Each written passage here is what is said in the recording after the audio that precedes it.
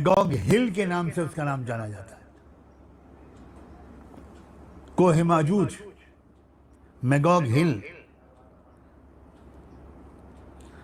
آپ پتہ نہیں کیا یاجوج ماجوج کے بارے میں آپ کو تصور تھا، آج سارے اس تصور سے توبہ کر کے اٹھیے گا۔ آج مبارک 29ویں شب ہے، اور ہو سکتا ہے کہ یہ رمضان کی آخری رات بھی ثابت ہو جائے اس رمضان۔ علامہ انور شاہ کشمیری رحمۃ اللہ علیہ کی تحقیق تو اس معاملے میں یہاں تک پہنچ گئی تھی کہ انہوں نے تو یہ تک کہہ دیا کہ ان یاجوج و ماجوج لا یبعد ان یکونوا اہل روسیہ و برطانیہ، فیض الباری جلد 4 صفحہ نمبر 437 وہ کہتے ہیں کہ ہو سکتا ہے، بعید نہیں ہے کہ روس اور برطانیہ والے لوگ یاجوج اور ماجوج ہوں۔ ایک جگہ پر تو انہوں نے کہا ہے کہ یاجوج کی نسل سے ہی تعلق رکھتے ہیں روس والے، اور ماجوج پھر آ گئے مغربی یورپ والے۔ آپ کو میں ایک بات اور بھی بتاؤں،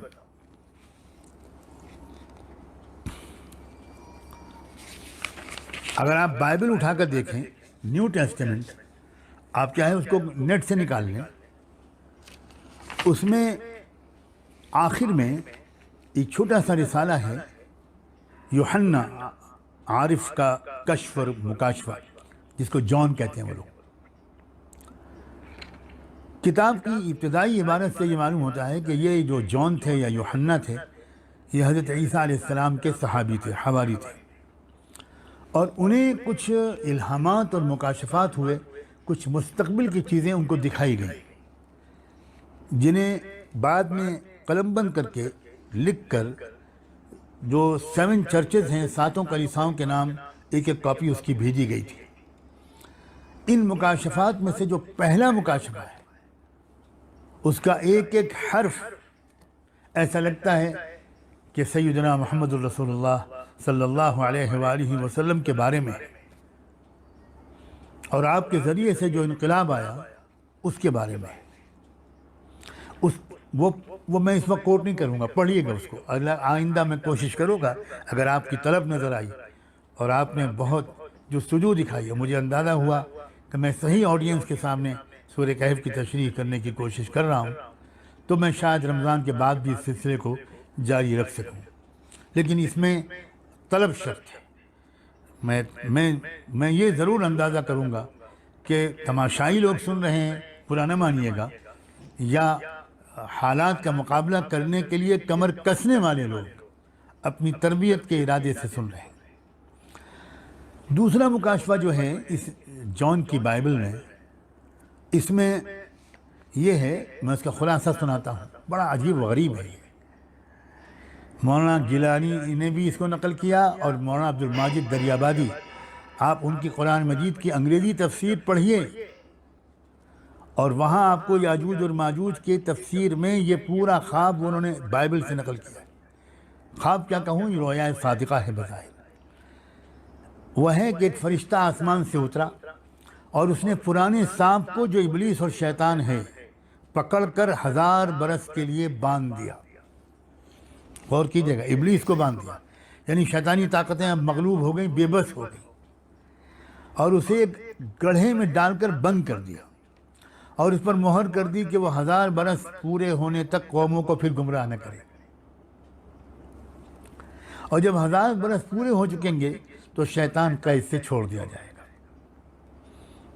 اور کیا کرے گا وہ شیطان چھوٹنے کے بعد؟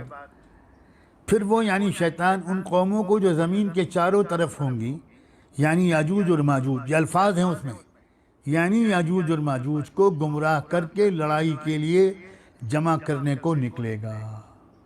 1000 سال کے بعد پھر شیطانی طاقت کی مدد سے ان کے اکسانے سے یاجوج ماجوج نامی قومیں وہ لڑائی کے لیے ان کو اکٹھا کرے گا۔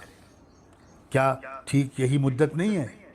ذرا حساب لگائیے، 1000 سال کے بعد پھر جو زوال ہوا، پھر جو یورپ کا غلبہ ہونا شروع ہوا، پوری دنیا پہ یورپ قابض ہونا، اچانک دیکھتے ہی دیکھتے ایک زبردست قسم کی ٹیکنالوجی اس کو ملی، اور اس ٹیکنالوجی کا اس نے ملٹری ٹیکنالوجی میں فائدہ اٹھایا اور پھر پوری دنیا میں چھا گیا، اور شرارت، سیاست، قوموں کو آپس میں لڑانا اللہ کی پناہ۔